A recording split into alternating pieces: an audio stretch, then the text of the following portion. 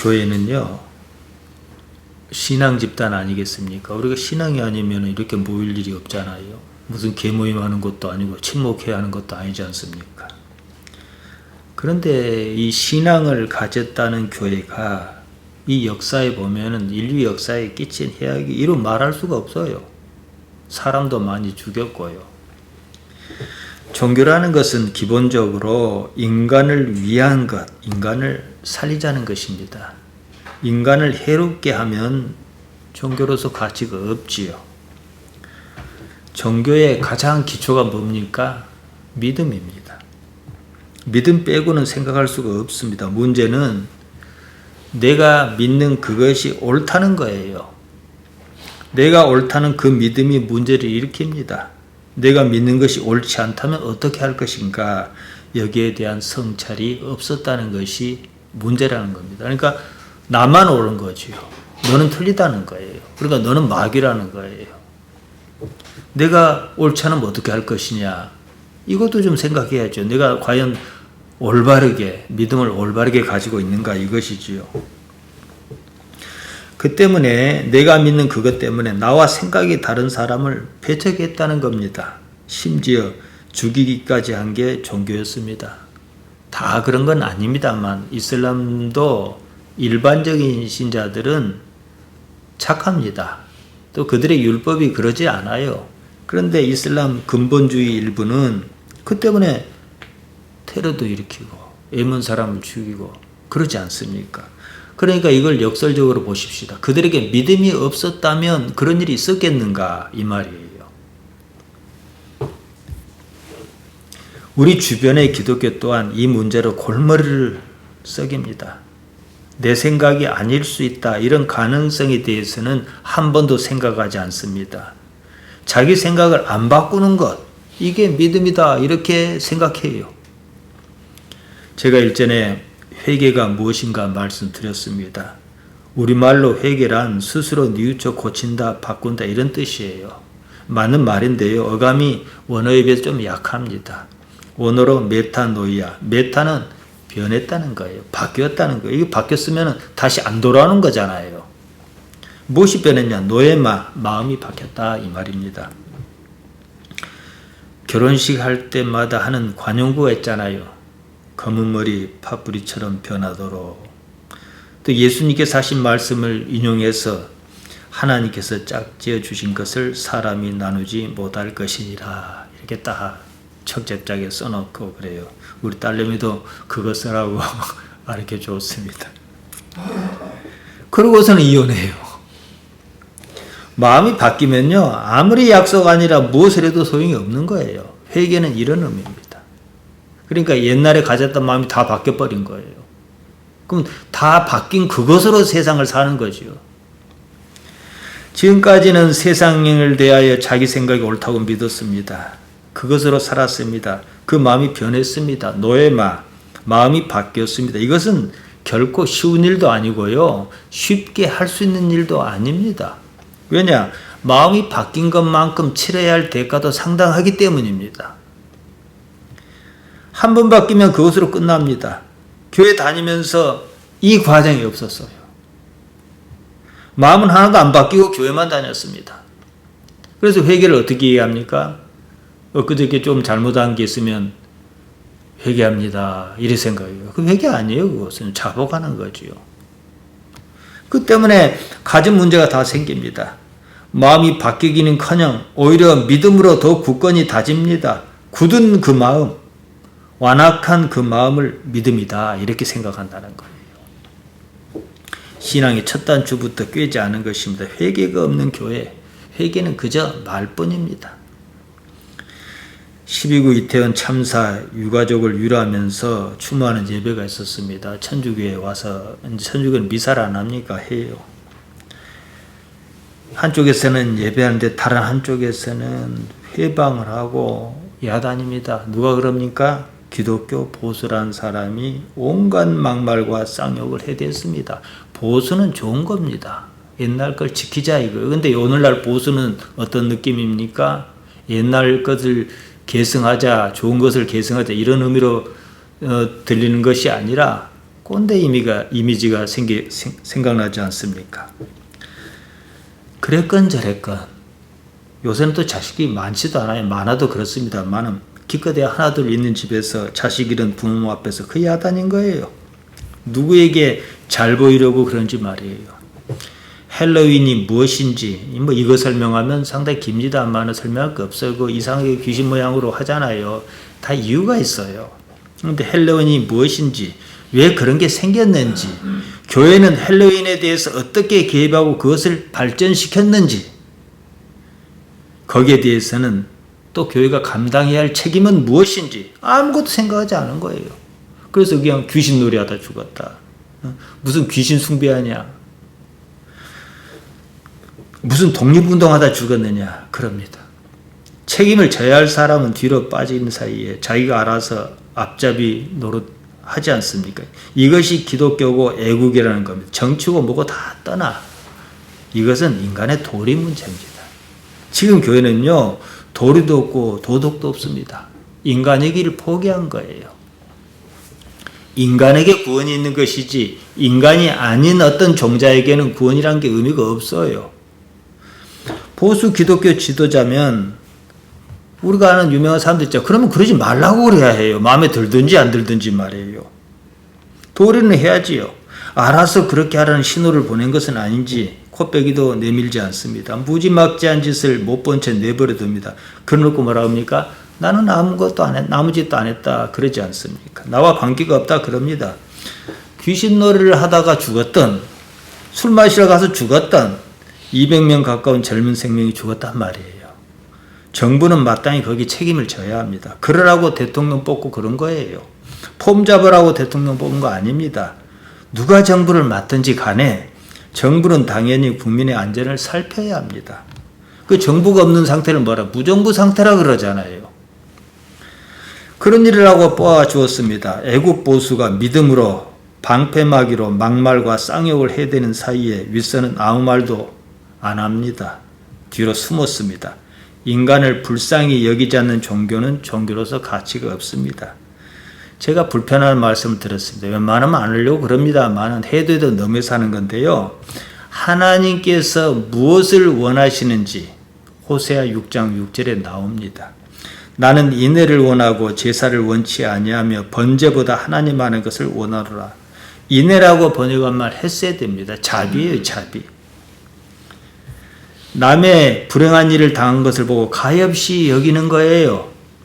하나님께서는요, 제사보다도 자비를 원하신다 그래서 거기 자비가 있습니까? 교회가 무자비합니다. 막말과 쌍욕을 마다하지 않습니다. 있을 수 없는 일이죠. 자기를 반대한 사람, 자기 믿음에 반하는 사람 없애야 한다. 이것인 것 같아요. 교회가 그저 사회의 악일 뿐입니다. 지금의 교회는요, 특정 집단, 자기 자신을 비롯한 특정 집단의 이익을 위해서 있는 것 같습니다. 그 어리석은 교인은 용역 집단의 행동대장 같습니다. 기독교 인사는 알면서도 모른 채 합니다. 교회가 그러는데 거기에 무슨 복음이 있습니까? 편가르기밖에 더 있습니까? 자, 여기까지 그렇다 칩시다. 예수님께서 그러셨을까요? 예수님께서 이태원 그 참사 추모하는 데 가고 쌍욕을 해대고 그러셨을까요? 조금만 생각하면 답이 나와요. 답이 나올 것 같으니까 아예 생각 자체를 안 한다는 겁니다. 종교가 왜 필요합니까? 그런 것이 아니지요. 자기의 이상한 믿음을 위해서 타인을 희생시켜온 이것이 교회인가? 그래서 교회 위기라는 거예요. 다른 게 있는 게 아니에요. 사람인지라 잘못할 수도 있어요. 그런 것 갖고 얘기하는 거 아니에요. 근본적인 문제가 흔들리기 때문에 그런 겁니다. 종교란 무엇인가? 폴 틸리라는 저명한 신학자가 있습니다. 그가 종교를 이렇게 쉽게 정리했습니다. 한마디로 말하면 종교란 궁극적 관심이 무엇이냐 이거다 그랬어요. 자, 여러분 우리로 돌아봅시다. 나의 궁극적 관심이 뭡니까? 건강입니까? 자식 잘 되는 겁니까? 이것을 다른 말로 하자면 나는 정말로 하나님을 바라기나 하는가 이겁니다. 하나님은 하나님 한데 하나님은 안 바래요. 입만 달싹달싹 거리지 안 바라요. 다른 바라는 게 있어요. 그럼 종교가 아니다 이 말이죠. 그냥 답이 나오지 않습니까? 보통 이런 생각 자체를 안 합니다. 그냥 교회 다녀요. 마땅히 생각해야 하는 그것을 생각하지 않습니다. 그러면 그것이 곧 죄다. 하마레티하다 이겁니다. 제가 일전에요. 유대인 여성 철학자 한나 아렌트가 쓴 예루살렘의 아이만을 인용해서 말씀드린 적이 있습니다. 아렌트는 아이만의 죄는 생각하지 않는 그것이다 그랬어요. 제가 왜 이것이 별말 아닌데도 왜 이것이 크게 와닿느냐. 지금 교회가 그러거든요. 카를 루돌프 아이만은 히틀러가 유대인을 학살할 때에 유대인을 수용소로 실어나르는 책임자였습니다. 세상의 사람들을 가스실에 모아놓고 가스를 집어넣어서 죽였단 말이에요. 이제 전쟁이 다 끝나고 오랜 세월 동안 이스라엘의 비밀 정보기관 모사드가 우여곡절 끝에 아이만을 잡아다가 이스라엘 전범 재판에 세웠습니다. 유대인 학살 책임을 묻기 위해서 그랬습니다. 아이만은 나는 죄가 없다 이렇게 주장했습니다. 이유는 분명했어요. 나는 군인이다. 군인은 상관의 명령에 따를 뿐이다. 유대인을 단지 수용소로 실어 나르기만 했다. 이것이었어. 틀린 말은 아니에요. 아이만이 유대인을 죽였습니까? 죽이지 않았습니다. 재판 내내 한나 아렌트는 그 광경을 지켜봤습니다. 왜냐? 이게 이것저것 따떠나 철학자로서 따져볼 게 있잖아요. 맞아요. 아이만은 유대인을 죽이지 않았습니다. 그렇다면 아이만의 죄가 무엇이냐? 깊이 고민했습니다. 이렇게 결론 내렸습니다. 생각하지 않은 그것이 죄다. 이랬습니다. 생각만 하면 내가 실현하는 이 사람들이 어디로 갈 것인지 알 수 있다 이거예요. 그래서 제가 지난 시간에 말씀드린 게 인간의 상상력을 말씀드렸는데 이게 인간인 거예요. 동물은 그런 거 생각 안 해요. 바로 여기서 아이만의 생각이 멈춰버렸다는 것. 생각을 안 한 것인지 못한 것인지 포기했다는 겁니다. 뻘겋게 십자가를 그린 대형 휘장을 걸고서 확성기를 틀고 못할 짓을 합니다. 교회 지도자는 사람이 이런 일을 알았을 것입니다. 그 정도 자리면 얘기가 다 들어옵니다. 그러면 이 사람들아 그러지 말라 해야 하는 거예요. 생각하지 않습니다. 아이만과 똑같습니다. 예수님께서 이런 얘기를 하셨습니다. 성경에도 나와요. 그게요. 어떤 사람이 예루살렘에서 여리고로 내려가는 길이었습니다. 강도를 만나 가진 것 다 빼앗기고 많이 맞아서 죽게 생겼습니다. 제사장이 가다가 그걸 봤어요. 그냥 지나갔습니다. 레인이 가다가 그걸 보았습니다. 그냥 지나갔습니다. 못 본 것으로 했습니다. 그냥 내버려두면 죽을 것입니다. 생각만 하면 다 알 수 있는 일이에요. 알까 싶어서 그 이상의 것을 생각하지 않기로 한 겁니다. 이게 의도예요. 지금 보수 기독교 지도자를 자청하는 사람들이 다 그러지 않습니까? 아무도 말리지 않습니다. 그럼 무악한 짓을요. 돈이든 명예든요. 아까 궁극의 관심을 말씀드렸잖아요. 종교는 궁극의 관심이다 이랬는데요. 돈이든 명예든 그것이 나의 궁극적 관심이면 돈과 명예 그것을 숭배하는 거예요. 우상숭배지요. 나 자신이 궁극적 관심이면 나 자신이 우상숭배 대상인 거예요. 나 자신은 궁극적이지 않아요. 얼마 살다가 죽을 거잖아요. 민주주의는 좋은 것이나 민주주의가 궁극의 관심이면 애국은 좋은 것이에요. 그러나 애국이 궁극의 관심이면 그것은 우상이며 숭배하는 거예요. 궁극의 관심이 교회라면 교회조차도 마찬가지로 교회를 우상으로 숭배하는 거예요. 나의 궁극의 관심은 뭐여야 합니까? 오로지 하나님이어야 해요. 나의 머릿속에 온통 하나님으로 가득 차 있는가? 지금 제가 이 말씀 드리는 겁니다. 하나님 말고 다른 무엇이 나 자신의 궁극적 관심이라면 기독신앙을 가질 이유가 없어요. 자신의 관심이 궁극적이란 것이라면 거기에 딱 맞는 종교가 있습니다. 무교가 그렇습니다. 무교는 오로지 나의 요구를 이루는 것이 목적이에요.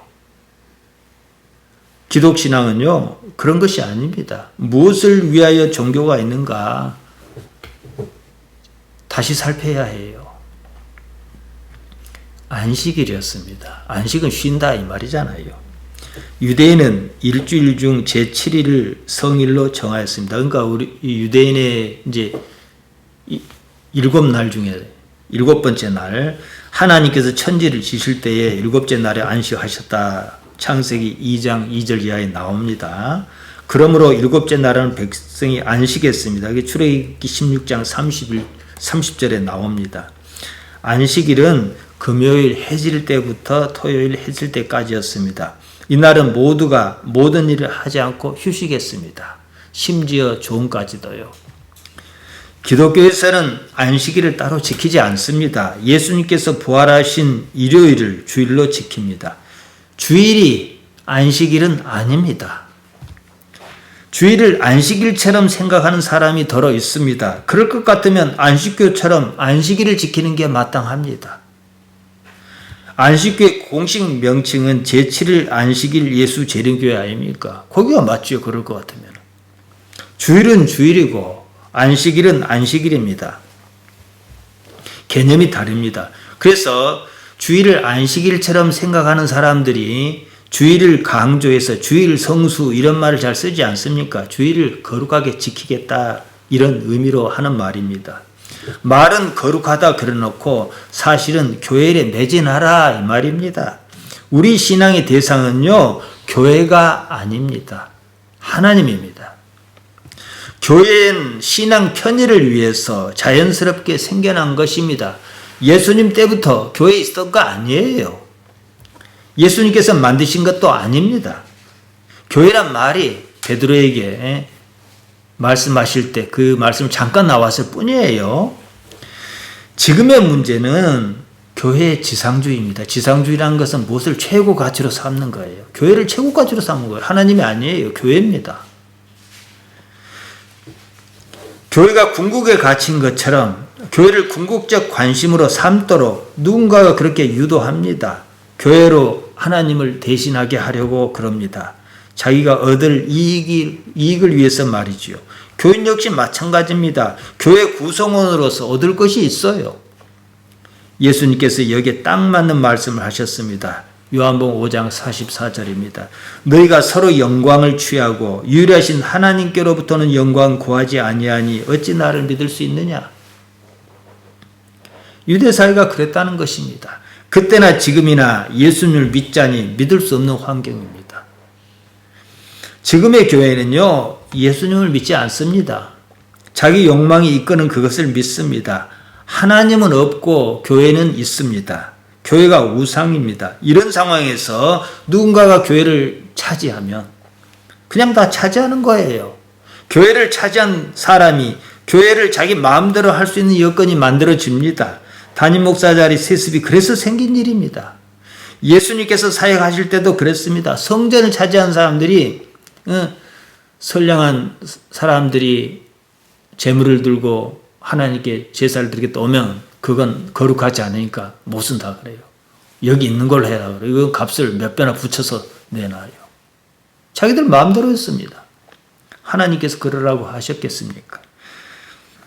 성전을 차지한 사람이 다 해먹었습니다. 하나님을 섬기자고 하는 일인데 하나님께서는 성전에 계시지 않았습니다. 이 문제였습니다. 그들에게 예수님께서 하신 말씀이 무엇이었겠습니까? 요한복음 2장 19절에 나옵니다. 이 성전을 헐라 그러셨어요. 이게 오늘날 어떻게 들립니까? 이 교회를 헐라. 똑같지 않습니까? 이럴 것 같으면 교회를 없애야 해요.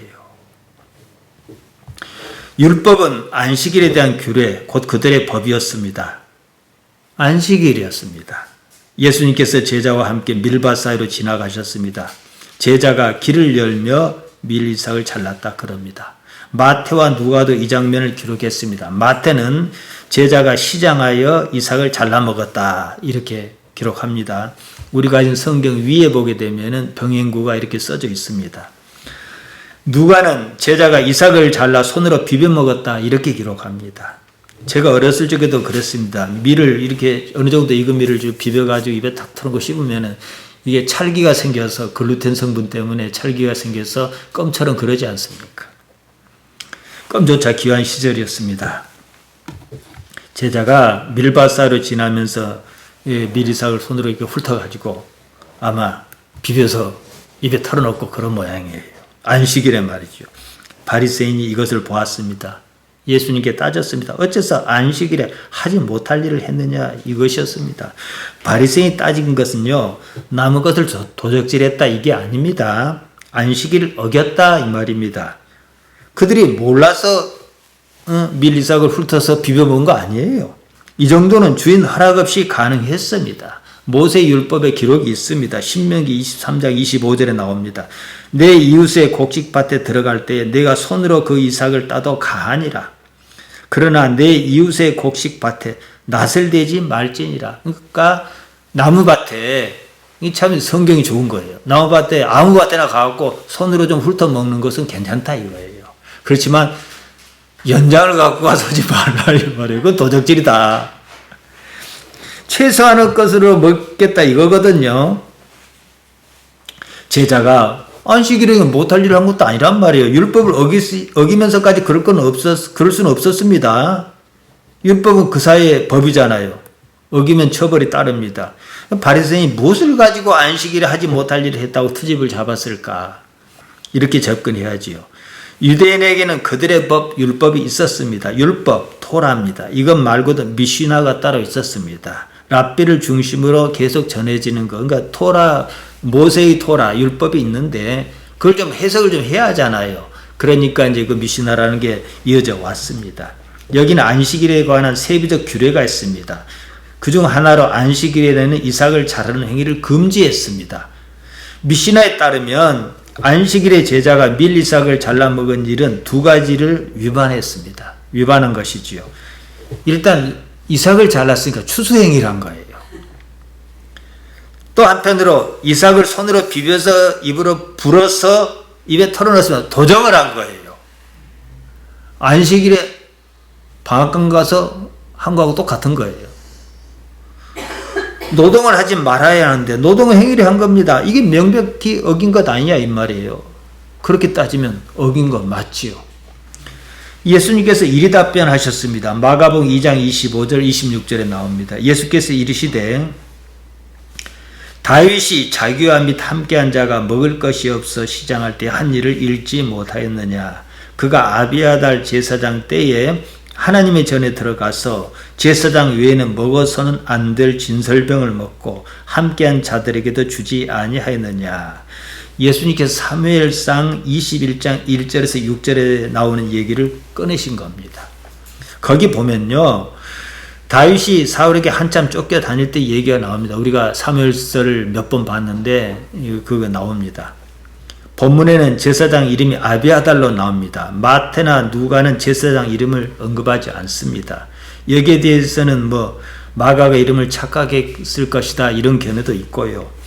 당시에는 아버지와 아들이 제사장직을 함께 수행하기도 했는데 아히멜렉의 아들이 아비아달이라는 것입니다. 이런 이유로 제사장 이름을 말하지 않는 경우도 있긴 있습니다.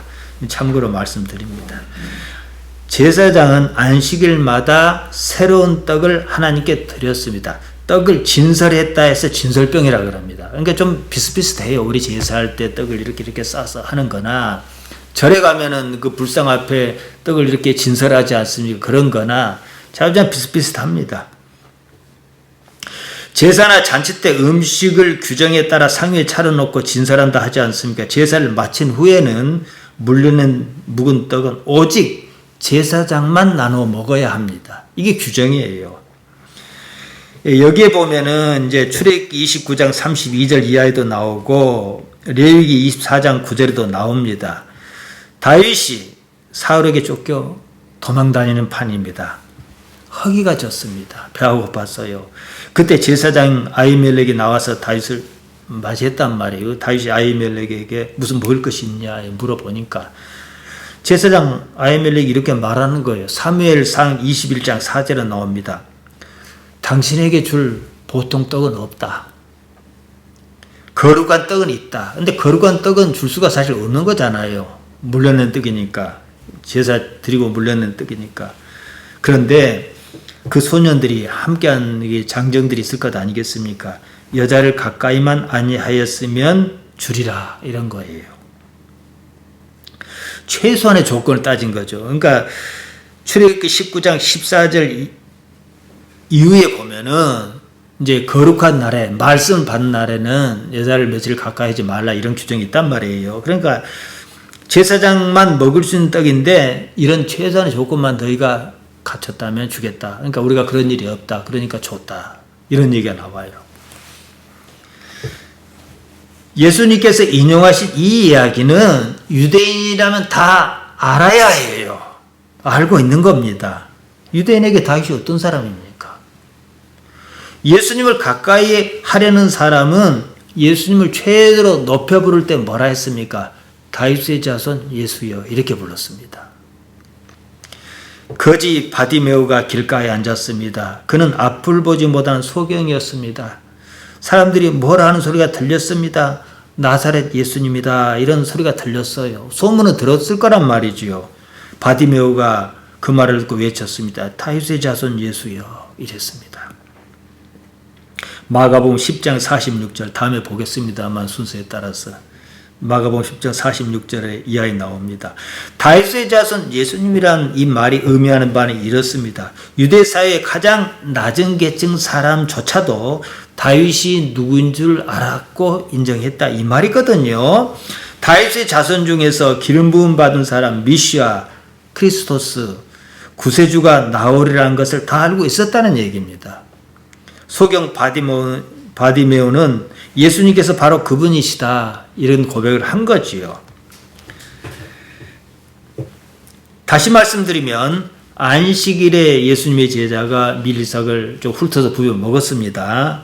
그것이 잘못이라면 다윗은 더 큰 잘못을 저지른 게 아니냐, 이 말이에요. 밀리삭 비벼 먹은 것 가지고 너무 그러지 말아라. 아무리 안식이라도 굶고 살겠냐. 사람이 안식을 위해서 있는 게 아니다. 안식일이 사람을 위해서 있는 것이다. 근본적인 취지를 상기시키신 거지요. 유대인에게 제사의식은 매우 중요했습니다. 제사장만 먹을 수 있는 진설병을 일반 사람이 먹는다는 것은요, 상상할 수 없는 일이었습니다. 하지만 그조차도 예외적인 상황이 있었다, 이 얘기입니다. 그 예외가 무엇이냐는 것입니다. 그 이전에 그런 규례가 무엇을 위하여 있는 것이냐, 왜 있느냐, 이 문제를 따져보아야 한다는 것입니다. 제사가요, 제사를 위한 제사는 아니었다는 말입니다. 하나님을 위한 제사는요, 결국은 사람을 살리려는 제사, 사람을 위한 제사다, 이런 거시적인 안목으로 봐야 한다는 겁니다. 병행 구절에 마태는 여기다 조금 특별한 얘기를 덧붙였습니다. 마태복음 12장 5절에 나오는데요. 또 안식일에 제사장이 성전 안에서 안식을 범하여도 죄가 없음을 너희가 율법에서 읽지 못하였느냐, 이런 구절이 들어가 있어요. 제사장도 똑같은 사람인데 제사장은 공식적으로 안식일을 범하지 않느냐. 요즘으로 치면은 목사가 이제 그러지 않습니까? 목사는 주일에 쉴 수가 없어요. 가장 바쁜 날입니다. 다들 주일에 쉽니다, 그러지 않습니까? 목사는 주일에 일합니다, 이거예요. 그러니까 그렇게 따지면은 제사장이 안식일을 범하는 게 아니냐, 이런 구절이 들어가 있습니다. 다시 말씀드리면 안식일의 규정은 그냥 쉰다, 이것이 아닙니다. 무엇을 위한 안식이며 누구를 위한 안식일 규정인가, 이것을 생각하라, 이 말씀입니다. 마태는 이 얘기를 보다 더 과격하게 확장합니다. 마태복음 12장 6절입니다. 내가 너희에게 이르노니 성전보다 더 큰 이가 여기 있느니라. 그러니까 마태복음부터 읽어버리면은 이 말 저 말이 또 예수님에 대한, 우리가 이미 십자가 부활 사건이 끝난 후에 예수님에 대한 우리 관념을 갖고 보면은 맞긴 맞는데 그 깊이에 도달하기 어렵단 말이죠. 마가복음이 조금 더 거칠고 앞서 기록한 것이기 때문에 마가를 가지고 마태를 보고 누가를 보고 이런 겁니다. 내가 너희에게 이르노니 성전보다 더 큰 이가 여기 있느니라. 무슨 말씀입니까? 성전이 무슨 대수냐? 아주 과격한 말씀이죠. 지금 우리로서는 당연한 얘기지만 당시로서는 그럴 수 없는 상황이었습니다. 마태가 이 글을 십자가와 부활 사건이 끝나고 난 뒤에 기록한 것이니까 이렇게 쓸 수 있었을 것입니다. 성전이 뭡니까? 그들에게 아무도 범할 수 없는 데입니다. 종교의 커다란 상징입니다. 성전 없는 종교는 그들에게 상상할 수 없는 일입니다. 문제는 바로 이런 상황에서 성전이 그야말로 최고 가치로 자리매김했다는 거예요. 그게 바로 커다란 위험이었습니다. 무슨 말씀이냐? 성전과 성전에서 행하는 의식은 당장 눈에 보입니다. 하나님은 눈을 씻고 보아도 보이지 않습니다. 여기에 깜빡 넘어갑니다. 그러니까 성전만 있고 하나님이 없는 상황이 발생해 버린다는 거예요. 오늘날도 그러지 않습니까? 교회와 목사는 보입니다. 예배 의식은 당장 사람에게 감각적으로 와닿습니다. 여러분 눈에 하나님 보입니까? 그러니까 어느 순간에 나도 모르게 하나님은 없고 예배만 있다든지 목사만 있다든지 교회만 있다든지 이렇게 변해버린다는 거예요. 이런 상황에서 안식일 논쟁은 종교가 궁극적으로 어디로 향하여 해야 하는가, 무엇을 지향해야 하는가 이런 지침과도 같습니다. 예수님이라고 하는 존재가 있습니다. 그 존재의 의미가 무엇인가 이것을 생각하자는 겁니다. 한마디로 하면 하나님께 이르는 가장 쉬운 방법이 무엇이겠는가 이 얘기입니다. 그것이 도다, 곧 로고스다. 이것을 바로 사도 바울이 고린도전서 1장 18절에서 얘기하는 거예요. 마태는 마가와 누가에 없는 얘기를 여기다 덧붙입니다. 마태복음 12장 7절입니다. 나는 자비를 원하고 제사를 원치 아니하노라 하신 뜻을 너희가 알았다면 무죄한 자를 죄로 정치 아니하였으리라. 어디서 많이 들어보았죠? 제가 앞서 언급한 호세아 6장 6절을 예수님께서 인용하신 것입니다. 나는 인내를 원하고 제사를 원치 아니하며 번제보다 하나님 아는 것을 원하노라. 호세아 6장 6절은 이렇게 쓰여 있습니다. 인내라고 번역한 말 헤세드라고 말씀드렸습니다. 자비입니다. 헬라 말로 엘레오스입니다. 즉 안식일 규정도 좋지만 안식일이 사람은 못 살게 하자 있는 건 아니잖아요. 아무튼 안식일 규정도 좋지만 그 규정이 헤세드를 넘어설 수는 없다 이 말이에요. 교회 역시 마찬가지입니다. 관심이 하나님께 있지 않고 자기 자신에게 있으면 헤세드고 무엇이고 없어요. 오로지 규정을 앞세우기에 급급합니다. 그것이 자기에게 이익인 쪽으로 말이에요. 이게 무슨 신앙이냐는 거예요. 다시 말씀드립니다. 그래서 제가 앞서 12구 참사 추모하는 데에 말씀을 드린 거예요. 자비가 없으면 소용없는 거예요. 주의를 성수해서 누가 이익을 봅니까? 겉으로는 주의를 지키는 그 사람 교인인 것 같습니다. 속으로는 교회를 차지하고 있는 그 사람입니다. 목사든 장로든 말입니다. 하나님을 핑계로 자기 유익을 꾀합니다. 이건 사꾼이 아니라 사기꾼입니다. 마가복음 2장 28절입니다. 이러므로 인자는 안식일에도 주인이니라. 그래서 말인데 차라리 내가 안식일의 주인이다. 이 말씀하시는 거예요. 그렇게 복잡할 거 없고 내가 안식일의 주인이니까 그렇게 알아라. 이해하시겠습니까? 원문은 이렇습니다. 호스테 큐리오스 에스텐 휘오스 투 안드로프 카이투 사파투. 호스테 이름으로 큐리오스 에스텐 주인이다. 누가 주인이냐? 호 휘오스 투 안드로프 사람의 아들이 주인이다. 당신을 가르치신 것이죠. 카이 그리고 투 사파투 그 안식일에도. 마태와 누가는 안식일에도 도가 없어요. 도 카이 그리고 있듯이 이게 없어요. 따질 것은 없습니다만은 저는 여기서 마가의 그 생각이 조금 읽혀져요. 다른 것도 주인이지만 안식일에도 주인이다. 이 말씀이잖아요. 유대사회는 종교사회입니다. 안식일의 주인이면 곧 하나님이다. 이 말이에요. 안식일의 주인이 누구겠습니까? 하나님 안식이겠습니까?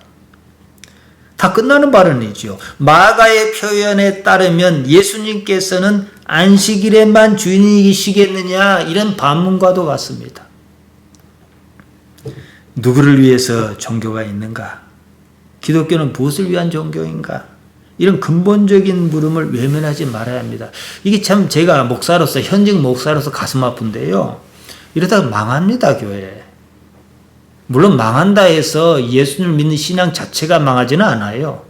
그래도 신앙을 가질 사람이 있을 테니까요. 근데 왜 교회가 망한다는 얘기를 할 수밖에 없냐? 교회가 추구하는 방향이 성경이 가르쳐준 방향이 아니잖아요. 예수님 때 이 성전을 헐라 말씀하신 것처럼 꼭 그 상황이잖아요. 그럼 이 교회를 헐라 이것과 똑같잖아요. 오늘은 마침 새해 첫날입니다. 예배로 하늘을 시작한다는 게 좋습니다. 나의 궁극적 관심이 어디 있는가 생각하셔야 합니다. 제가요, 설교를 마칠 때마다 심심하면 드리는 말씀이 있습니다. 하나님 아버지만 생각하라. 그러지 않습니까? 이래야 궁극적 관심이잖아요. 신기하잖아요. 내가 왜 있는가? 내가 왜 교회라고 하는 데를 다니는 행위를 하는가?